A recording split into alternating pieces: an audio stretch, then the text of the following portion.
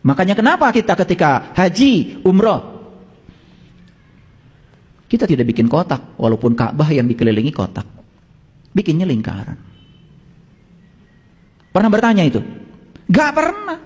Disuruh muter saja, disuruh tuju saja.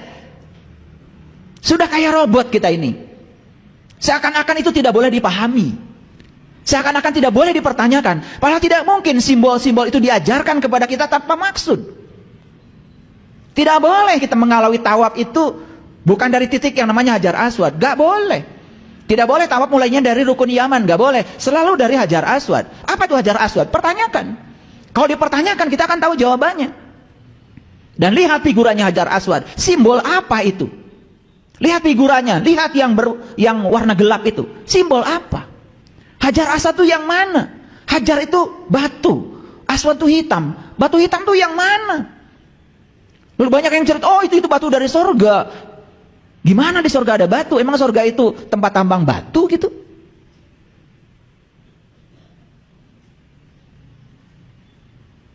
Batu hitam tuh ini dekat dengan kita nih. Ketok. Keras. Bukannya ini yang pertama kali mendobrak rahim ibu kita?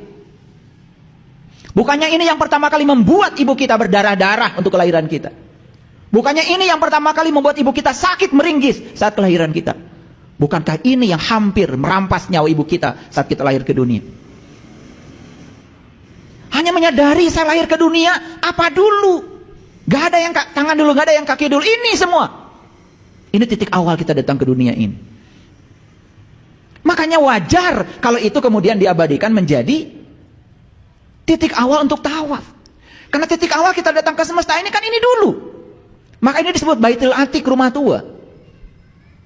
Disebut Daya Kolot, disebut kota tua. Banyak simboliknya, cuman kita nggak ngerti. Karena kita nggak pernah bertanya. Karena seakan-akan yang namanya agama itu tidak boleh dipertanyakan. Ya sudah, jadi robot kita, nggak ngerti. Tidak ada motivasi untuk melakukan. Jadi kita mengikuti kebanyakan orang. Saya tidak anti, kalau mau cium Hajar Aswad ya silahkan. Tetapi tahu maksudnya apa? Apa yang dicium, terus pengalaman apa yang harus kita dapat ketika mencium itu? Kan itu yang paling penting, mengerti. Oke. Jadi kita bersyukur hari ini kita berkumpul di sini. Oleh karena itu mari kita puji Allah bersama-sama membaca hamdalah. Alhamdulillahirabbil alamin. Kita awali kajian kita hari ini bersama-sama mohon ridho dan berkah Allah. Seraya menyapa asmanya dengan kelembutan dan cinta. Kita rasakan kehadirannya, kita rasakan keberadaannya. Tanpa kehadiran dan keberadaannya, kita ini bukan siapa-siapa. Kita sapa asmanya dengan kelembutan. Kita ucapkan basmalah. Bismillahirrahmanirrahim. Hari ini saya akan berbicara sesuatu yang istimewa. Ini pertemuan pertama setelah kita melewati Ramadan dan Idul Fitri. Judulnya adalah menjadi pewaris kitab sejati. Hanya orang bodoh yang tidak mau mewarisi ini. Menjadi pewaris kitab sejati. Kalau pewaris berarti ada yang mewariskan dan kita diwarisi. Mari kita awali dengan sebuah pertanyaan. Tidakkah kita mau menjadi pewaris kitab sejati? Mau apa tidak? Mau apa tidak? Ya. Dari situ dulu kita mulai. Kalau berbicara kitab, ini unik ya. Karena di Quran itu banyak istilah-istilah yang dipahami oleh kita sebatas persepsi kita. Tadi kan saya tanya di diskusi awal tadi, sudah tahu nggak artinya balik? Jawabannya dewasa. Padahal balik itu dari kata balago, artinya sampai. Sampai kemana?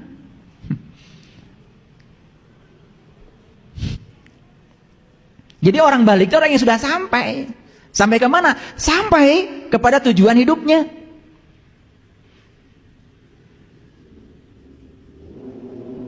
Itu baru balik namanya. Apa itu tujuan hidup? Ketika seseorang sudah bisa menemukan berkah Allah dalam dirinya, maka orang itu sudah mencapai tujuan hidup. Dan ketika dia sudah siap membagikan berkah yang diterimanya kepada banyak orang, berarti dia sudah mencapai arti hidup. Nah, orang yang semacam itu namanya sudah balik. Makanya menyampaikan sesuatu kepada orang lain disebutnya tabligh, kan gitu. Sering mendengarkan istilah tabligh akbar, kan gitu. Nah, di Quran itu ada kata-kata Quran, ada kata-kata kitab. Nah, selama ini diartikan sama. Berbicara kitab, langsung saja yang dimaksud adalah Quran. Mari kita kembali ke belakang, melihat sejarah. Sebentar aja ke belakang. Pada zaman Nabi Musa hidup, sudah ada nggak Taurat? Taurat dalam bentuk buku lah. Sudah ada belum? Belum. Tapi perintah baca kitab sudah ada? Ada. Pada saat Nabi Isa masih hidup, sudah ada nggak Injil dalam bentuk buku? Belum ada. Tapi perintah baca kitab sudah ada? Ada. Pada saat Nabi Daud masih hidup, sudah ada nggak yang namanya Jabur? Bungkelekan. Sudah ada belum? Tapi perintah baca kitab ada. Pada saat Nabi Muhammad masih hidup saat itu, Quran dalam pengertian tulisan seperti yang dibaca sekarang setiap hari oleh kita, sudah ada nggak saat itu? Belum. Jadi boro-boro yang bacanya, bungkelekan yang mau dibacanya, dan saat itu belum ada. Ini kan fakta. Saya bukan ngarang, hanya mengingatkan kita. Belum ada kan? Tapi perintah baca kitab ada. Sekarang kita bicara yang jujur. Kalau Nabi itu katanya ada 25, sedangkan kita kenal Nabi yang punya kitab katanya cuman 4. Loh, emang nabi-nabi yang lain pidatonya gitu nggak pakai kitab gitu? Tekor kan nabinya 25, kitabnya cuma 4 gitu. Apa nabi-nabi yang lain itu pidatonya itu tidak menggunakan wahyu gitu? Ini saya ingin mengajak berpikir yang waras, supaya kita sadar. Nah, kalau di Quran ada kata-kata Quran, itu kata dari kata qara'a yaqra'u Qur'anan. Quran itu sesuatu yang dapat dibaca. Nah, sekarang Nabi Muhammad itu saat itu menerima Quran itu seperti ada running text gitu. Kan tidak seperti itu. Makanya saya sepakat dengan orang-orang bijak yang mengatakan yang namanya wahyu itu adalah getaran-getaran ilahi. Dan setiap getaran hanya bisa ditangkap oleh benda yang frekuensinya sama dengan getaran itu. Disebutnya resonansi.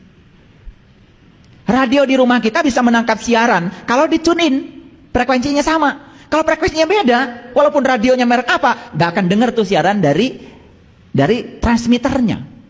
Syarat untuk bisa menerima getaran harus sefrekuensi. Jadi sebenarnya para nabi, para rasul itu kerjaan sehariannya adalah memfrekuensikan diri supaya sama dengan frekuensi ilahi. Lalu apapun yang disampaikan sang ilahi tertangkap. Itu yang disebut dengan penangkapan wahyu. Ini pakai bahasa sains sedikit supaya mengerti. Nah, setelah ditangkapkan itu kan pemahaman. Apa yang dipahami baru disampaikan. Ya disampaikan sesuai dengan bahasa yang dimiliki oleh penangkapnya kan tentu.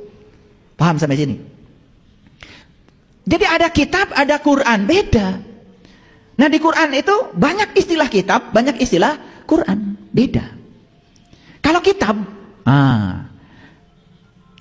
zalikal kitab. Zalikal kitab. Ini kitab. Kalau mengatakan ini kitab, kan kitabnya harus ada. Sedangkan saat itu kalau yang dimaksud kitab adalah tulisan, kan belum ada. Sepakat dengan saya.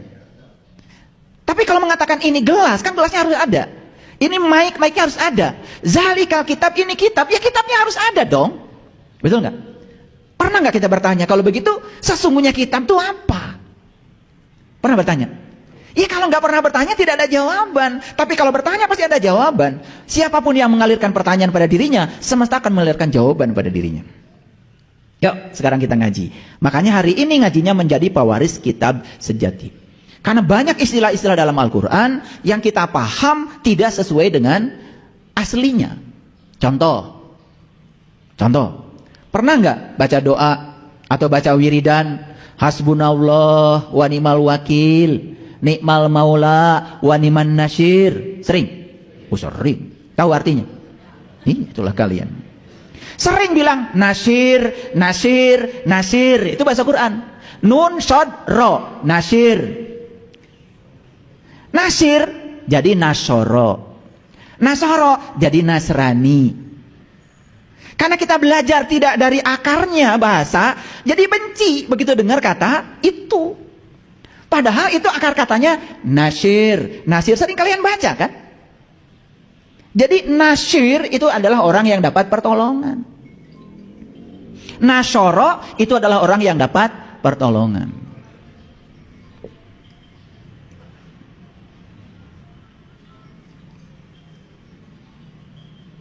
Tapi kita jadi alergi terhadap bahasa itu karena kita tidak menyadarinya. Padahal sering sekali kita menyebut itu, betul? Coba kalau saya bilang Yahudi, alergi nggak? Alergi. Padahal di Quran tidak ada kata Yahudi, yang ada tuh hadu. Hadu. Hadu itu apa? Hadu diterjemahkan jadi Yahudi. Padahal hadu kata dasarnya huda. Huda apa coba? Petunjuk kan? Jadi hadu itu orang yang dapat petunjuk. Begitu sudah diterjemahkan jadi Yahudi, jadi alergi kita. Padahal kata dasarnya adalah hadu, orang yang dapat petunjuk. Kalau kita mengerti bahasa universalnya, oh, Nasyoro itu orang yang dapat pertolongan. Hadu itu orang yang dapat petunjuk. Terus apa masalah mereka? Ketika nama itu sudah dipakai oleh sekelompok orang tertentu, itu yang jadi masalah. Tetapi ketika kita memahami esensinya, kan tidak masalah. Karena itu kata-kata yang sangat bagus. Betul? Coba saya tunjukkan satu ayat aja di Quran. Nih supaya ngerti sedikit aja. Nih ngajinya mulai dari sini ya. Harus agak sabar nih ngajinya ya, karena ini agak panjang. Oke. Oh, maaf. Oke.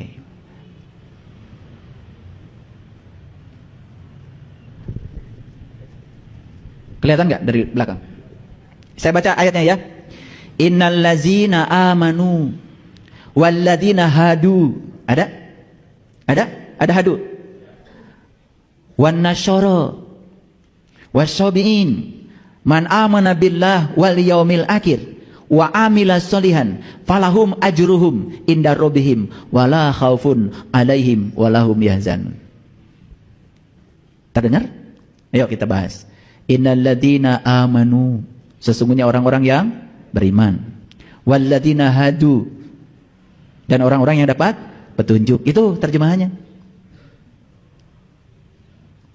Kalau benar menerjemahkannya kan kita tidak menjadi alergi.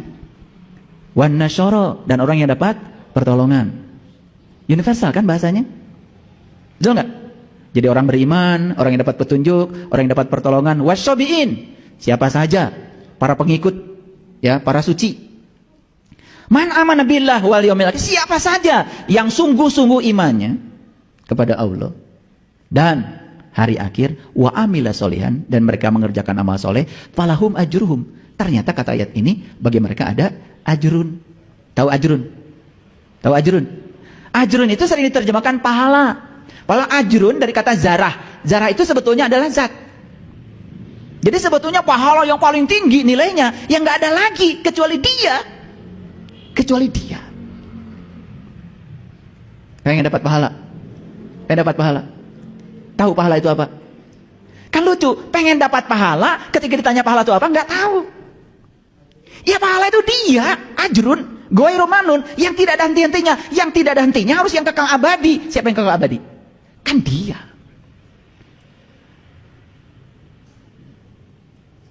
Ini ngerti maksud saya? Nah ketika kita tarik dalam bahasa yang aslinya, kan sebenarnya tidak ada masalah. Cuman ketika kita mengartikan sebuah istilah hanya berdasarkan apa yang kita pahami, berdasarkan persepsi dari orang, itu yang jadi masalah. Ya kebetulan saja ada kelompok tertentu memberi nama ini, kelompok tertentu memberi nama itu, kan gitu. Padahal kan bahasa aslinya kan universal. Universal nggak? Ada nggak di sini pemilahan? Nggak ada. Sesungguhnya orang beriman, orang yang dapat petunjuk, orang yang dapat pertolongan, orang-orang yang mengikuti para nabi, para rasul, para sunan, para wali, para bijak, para suci, siapa saja yang sungguh-sungguh imannya, ya nggak ada masalah kan menurut ayat ini. Ngerti maksud saya? Nah kan ayat ini kalau dibahas secara universal, kita tuh jadi toleran terhadap perbedaan. Betul nggak? Tidak harus memaksakan sama. Setuju nggak dengan saya? Kan Asik nih kalau dibahas dalam konteks NKRI. Karena kita ini berbeda-beda suku, berbeda-beda keyakinan. Kalau kita sudah punya toleransi, bisa menerima dan menghargai perbedaan, kan asik kan? Betul nggak? Nah, makanya kita harus ketemu bahasa universalnya. Pernah nggak dengar kata Israel? Serem nggak? Serem. Karena kita belajar dari apa kata orang. Padahal Israel itu kan dari Isra dan Eli. Eli itu bahasa Ibrani, Isra itu artinya berjalan. Di Quran saja ada Quran surat Al-Isra. Serem nggak itu? Enggak kan? Tapi begitu dengar kata Israel jadi serem. Ketika nama itu dipakai oleh sekelompok orang tertentu. Padahal yang dimaksud di Quran kan belum tentu yang dimaksud itu. Ini maksud saya. Coba kalau saya jelaskan, Isra itu apa tadi? Perjalanan. El itu dari Eli, itu Tuhan. Jadi Israel itu perjalanan menuju Tuhan. Serem nggak sekarang? Loh, kok jadi nggak serem ya? Karena kita tahu aslinya. Makanya di Quran ada cerita Bani Israel. Bani itu artinya orang. Isra berjalan, El itu Tuhan. Jadi Bani Israel orang yang berjalan menuju Tuhan. Serem nggak sekarang? Kenapa? Karena ngerti, oh Bani Israel itu yang dimaksud Quran adalah orang yang sedang berjalan menuju Tuhan. Kan bagus. Bagus nggak? Bagus. Makanya Quran yang 30 juz isinya cuma cerita Bani Israel. Tapi bukan cerita kelompok orang tertentu. Kebetulan saja mereka memberi nama kelompoknya sama dengan yang dimaksud. Tetapi belum tentu. Cuman karena otak kita mempersepsi sama, jadi serem. Pernah dengar Quran surat Al-Isra? Pernah baca? Kan itu perjalanan menuju Tuhan. Terus apa ya jadi masalah? Masalahnya otak kita nggak ngerti artinya. Kan itu masalahnya. Itulah kalau ketika kita bodoh itu, pengetahuan kita sempit, jadi gampang menyalahkan. Sekarang saya tanya lagi. Tahu nggak umat yang diunggulkan Allah dalam Al-Quran? Umat mana? Bani Israel. Sampai Allah mengatakan, ya Bani Israel, uzkuru nikmati Allah alaikum, wa anni faddaltukum alal alamin. Hai, harusnya diterjemahkan. Jangan hai Bani Israel, harusnya hai orang-orang yang berjalan menuju Tuhan. Kalau mau diterjemahkan, terjemahkan semua supaya tidak salah persepsi. Coba kalau saya terjemahkan, hai orang-orang yang berjalan menuju Tuhan. Mau berjalan menuju Tuhan? Lah para nabi, para rasul semua juga Bani Israel. Dan itu dikatakan dalam Al-Quran. Loh kenapa kita jadi alergi? Karena nggak ngerti. Ulangi. Ya Bani Israel, hai orang-orang yang berjalan menuju Tuhan. Mau jadi Bani Israel? Kan bagus. Uzkuru nikmati Allah alaikum. Ingat kata Allah, nikmat yang telah aku berikan kepadamu. Sudah dapat nikmat belum? Sudah apa? Nafas. Apa lagi? Iman Islam. Nggak apa-apa. Bagus. Rumah? Nikmat juga. Duit? Sehat. Nah itu udah mulai ngarang gitu. Orang yang dapat nikmat di Quran cuma 4. Para nabi, para siddiqin, para syuhada, para sholihin. Gak ada orang sehat. Yang dapat nikmat gak ada orang bernapas. Maka saya bebaskan dulu tadi. Gak apa-apa kalian jawab apapun. Saya tidak marah, tidak. Karena kalian itu menjawab sesuai dengan yang kalian bisa. Taunya cuma segitu, masa dimarahin? Saya tanya tadi siapa yang dapat nikmat? Nah kata nikmat di Quran itu tidak ada kaitannya dengan enak. Kalau kalian makan, itu mendapat, enak. Kalian dapat uang, itu enak. Enak dan nikmat itu beda. Nikmat itu sesuatu yang spesifik, hanya diberikan pada 4 golongan. Para nabi, para siddiqin, para syuhada, para sholihin. Makanya saya tanya, kalian udah dapat nikmat belum? Jawabannya apa tadi? Sudah. Kalau gitu saya tanya lagi, kalian masuk yang mana dari 4 itu? Tuh asum KB. Ini ngajinya selama ini kemana aja? Makanya kan setiap salat kita doa, ihdinas syiratal mustaqim, tunjuki aku ke jalan yang lurus. Apa syiratal mustaqim? Jalannya orang yang dapat nikmat. Jangan diterjemahkan sendiri, tanya lagi Quran. Quran siapa yang dapat nikmat? Quran bilang, yang dapat nikmat cuma 4. Para nabi, para siddiqin, para syuhada, para sholihin. Gitu kata Quran, bukan kata saya. Ada di situ orang bernafas. Ada orang sehat. Ada orang yang baru punya rumah baru. Jadi artinya nikmati Quran itu nggak ada kaitan sama sekali dengan urusan yang lain kecuali urusan Bani Israel. Makanya kalau ingin dapat nikmat, ya berjalanlah kalian menuju Tuhan. Jadi Bani Israel. Kalau berjalan menuju Tuhan jadi Bani Israel, kan dapat hadu, dapat petunjuk. Kan jadi universal pengertiannya. Tidak benci siapa-siapa. Kalau memahaminya benar. Nah ketika memahaminya pakai persepsi dari kebanyakan orang, di sini tuh jadi timbul kemarahan, timbul kebencian. Ya salah sendiri. Gimana? Ngerti sampai sini dulu? Ini agak dalam nih hari ini ngajinya, karena saya mau bicara kitab. Bisa dilanjut? Oke. Jadi nggak lagi dengan Israel, nggak lagi dengan hadu, nggak lagi kan? Kan bagus orang yang dapat petunjuk. Maka kita sering doa, hasbunallah wa ni'mal wakil, ni'mal maula wa ni'man nasyir. Saya tanya artinya tahu nggak? Enggak. Baca berapa kali? 100 kali.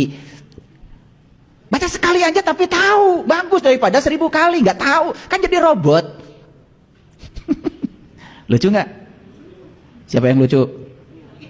Ya kalian tuh memang lucu. Yuk lanjut sekarang, lihat saya semuanya, lihat semua. Kenapa saya membahas itu? Supaya kita clear, mengerti yang universal. Seperti saya sering membahas kiamat. Kan kiamat selalu otak kita hancurnya alam semesta. Padahal kiam itu artinya kan bangkit. Hari kiamat, hari kebangkitan. Siapa yang bangkit? Yang terpuruk. Kita bodoh, sadar dengan kebodohan kita, kiamat. Kita nggak punya duit, ekonomi morat-marit, sadar bahwa kita perlu mencukupi keluarga, membagikan mereka, bikin usaha, kiamat. Kiamat ya ayeuna. Teu boga duit tidak cukup mengeluh, gawe. Baru kiamat. Bikin usaha. Baru kiamat. Jadi kiamat itu kata Nabi sudah dekat. Ya sedekat itu kita yang menentukan kapan harinya. Betul nggak? Mau sadar ya tentukan sekarang. Oh saya selama ini bodoh ternyata tidak ngerti Quran. Sok sekarang baca Quran. Artinya, tanya orang yang tahu. Itu kiamat. Bangkit dari ketidaksadaran. Paham? Kita bicaranya yang pragmatis aja. Yang ada artinya. Nunggu kiamat yang rusak itu mah. Yang hancurnya alam semesta. Udah itu mah bukan urusan kita. Ditungguan gitu. Tentu kasorang. Betul nggak? Nu kasorang mah heula. Hidup itu di sini, saat ini, sekarang. Yuk, sekarang lihat ayat ini. Iqra kitabaka. Perintah bukan ini? Perintah kan? Bacalah kitabmu. Tidak mungkin Allah itu nyuruh baca kalau kitabnya nggak bisa dibaca. Nggak mungkin nyuruh baca kalau kitabnya nggak ada. Siapa yang suruh baca? Nabi Muhammad. Ya memang ayat ini pertama kali disampaikan pada Nabi Muhammad. Kan ayat ini berlaku buat kita juga. Betul nggak? Yuk kita baca. Iqra kitabaka. Bacalah kitabmu. Mu itu siapa? Mu di sini siapa? Ya mu itu pertama Nabi Muhammad. Kan selanjutnya kita pengikutnya. Berarti kita juga termasuk mu dong. Jadi artinya kitab itu bukan hanya diberikan pada Nabi Muhammad. Gak mungkin Allah nyuruh baca sementara gak ada yang bisa dibaca. Kalau begitu pertanyaannya, apakah kitab itu ada dalam diri kita? Ya tentu pasti ada. Pasti ada. Pasti ada. Nah, kitab itu oleh leluhur kita sering disebut kalamullah. Kalam itu sifat, Allah itu zat. Jadi kalamullah itu sifat dan zat. Dan sifat dengan zat tidak mungkin berpisah. Setuju? Jadi sebetulnya kitab sejati itu ada dalam diri setiap orang. Karena apa? Allah sudah bilang, aku bersamamu, lebih dekat kepadamu daripada urat nadi lehermu. Aku meliputi semesta raya. Bahkan aku meliputi semua manusia. Jadi Allah meliputi kita? Berarti Allah ada dalam diri kita?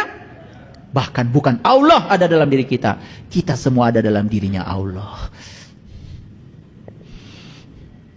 Sudah dibaca kitabnya? Nah kenapa belum dibaca? Karena selama ini kita tidak mengerti perintah ini. Padahal yang disuruh baca itu adalah kitabmu, bukan kitab yang lain. Maka Allah bilang, kafa cukuplah. Binafsika al-yauma alaika hasiba. Kalau kamu hari ini sudah bisa membaca kitab sejatimu sendiri, maka itu akan menjadi juru hisabmu. Jadi alam hisab itu bukan nanti, di sini, saat ini, sekarang. Jadi saya kasih tahu nih bocorannya. Kalau kita sudah bisa membaca kitab kita sendiri, kita bisa melihat seluruh amalan kita. ada di kitab kita sendiri. Karena kita yang mencatatnya. Baik buruknya, gelap terangnya, semua ada. Sudah bisa cara bacanya? Nah itu. Begitu ada perintah di Quran, ikra kita bakal. Harusnya baca ayatnya satu aja. Gak usah 30 juz. Langsung cari, kumaha carana ya, supaya saya bisa baca kitab saya. Selama ini saya belum bisa. Gitu cari orang yang tahu. Mau saya ajarin? Nah. Gitu gak model belajarnya? Bacanya satu ayat saja, tapi langsung, ini ada perintah baca kitab. Yang harus dibaca adalah kitab saya. Di mana kitab saya, kumaha cara macana, kasaha orang diajar supaya bisa baca kitab diri. Gitu gak selama ini belajar? Ya enggak. Sibuk kalian itu, sibuk. Lalu lucunya sibuk melakukan yang tidak disuruh. Dar macam sajen-sajen. Perintahnya itu baca kitabmu supaya kamu bisa introspeksi diri sekarang, mumpung ada waktu untuk memperbaiki. Makanya alam hisab kalau nanti hesek ngomeanana, mumpung alam hisab ayeuna di dia bisa diomean. Oh ternyata saya tuh masih poek. Segala di pikiran, penyakit loba, segala karasa, cangkeng nyeri, diuk seetik, cangkat, kunang-kunang. Karena kita nggak pernah baca kitab kita. Kalau baca kitab mah, penyakit aja bisa kebaca semuanya. Mau saya ajarkan itu? Ya, nanti. Ini teorinya dulu. Itu ilmu khusus, diberikan dengan cara khusus, di tempat khusus, pada orang yang khusus. Dan belum tentu semua orang yang ada di sini juga diajarkan ini, belum tentu. Ini ilmu agung. Ya. Kalau ditanya mau ya semua juga mau. Nah, kalau kita berbicara ini perintah membaca bukan? Kalau perintah membaca kan harusnya kita mikir bagaimana cara membaca. Yuk kita pikirkan. Berarti kalau membaca satu harus pakai mata. Setuju? Tanya lagi, mata mana? Mata yang ini cuma mata lahir, bangsa kornea mata, darah daging. Mata ini cuma dipakai untuk bisa melihat yang materi. Sedangkan kitab ini tersembunyi dalam diri kita. Dia itu immateri. Jadi tidak mungkin dibaca dengan mata ini. Berarti sudah kejawab pertanyaannya. Oh berarti saya harus cari mata saya yang bisa baca kitab itu. Terjawab sekarang. Ini teorinya aja dulu yang sederhana. Jangan tinggi-tinggi ngajinya. Yang kedua, kalau kita disuruh membaca, berarti ada objek dong yang dibaca. Betul nggak? Ada objek. Apa objeknya? Ya kitab diri. Kitab diri. Pertanyaannya di mana kitab diri adanya? Diletakkan sebelah mana? Kan timbul banyak pertanyaan. Dan itu akan mengalirkan jawaban. Lalu tujuannya apa? Tujuan membaca adalah memahami yang dibaca. Atau menangkap pesan. Kan tidak mungkin membaca tidak menangkap pesan, bukan? Betul nggak? Berarti kitab diri itu bisa ngasih banyak pesan. Wah, pinter deh kalau udah gitu. Pinter. Tetapi ada syaratnya. Kalian tidak mengerti bahasa Inggris, baca buku bahasa Inggris. Kalian nggak ngerti bahasa Arab, baca buku tulisan Arab. Ngerti mual? Jadi harus memahami bahasa yang dibaca. Kalau begitu pertanyaannya, itu kitab diri bahasanya apa? Saya kasih tahu, bahasanya adalah bahasa getaran, bahasa rasa. Karena bahasa rasa harus dipahami dengan rasa, tidak mungkin dijelaskan dengan kata-kata. Lalu selanjutnya apa? Bahasa yang dibaca adalah bahasa universal. Tentu saja yang dapat dipahami oleh semua pembaca. Maka Allah tidak berbahasa apapun. Karena dia menggunakan bahasa yang universal. Artinya, rek sakola di mana, rek bahasa nanaon, kalau sudah membaca kitab diri, kita akan mengerti.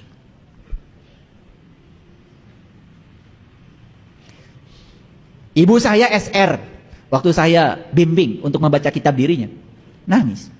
Saya tanya, Ibu ngartos? Ngartos. Ini yang selama ini membuat kita tidak tercerahkan. Padahal di sini ada perpustakaan hebat yang disediakan semesta. Perpustakaan itu mesti tertutup rapat. Itu yang membuat kita jadi, mohon maaf, bodoh selamanya. Lanjut. Oke. Siapa orang yang pertama disuruh membaca oleh Allah? Ya tentu saja para nabi, para rasul, bukan? Sepakat dengan saya?